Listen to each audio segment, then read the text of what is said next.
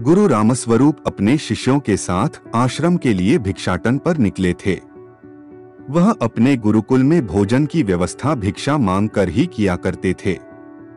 जब वह एक कस्बे से दूसरे कस्बे की ओर जा रहे थे, रास्ते में खेत बधार मिलने लगे।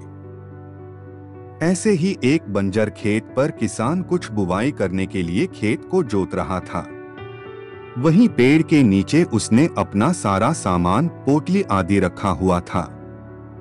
गुरु रामस्वरूप के शिष्यों में एक शिष्य शरारती था। वह शरारती स्वभाव के कारण किसान की रखी हुई पोटली उठा लाया।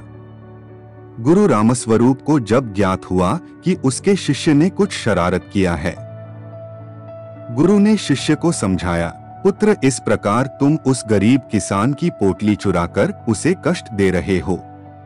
यह कार्य तुम्हें शोभा नहीं देता। तुम उस किसान को दुखी करके अपने ईश्वर को दुखी करोगे।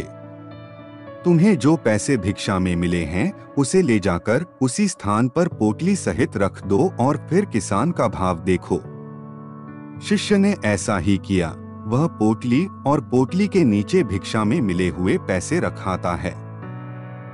गरीब किसान काफी दिनों से परेशान था। उसके घर में उसकी माता की तबीयत खराब थी। दवाई के लिए कुछ प्रबंध नहीं हो पा रहा था।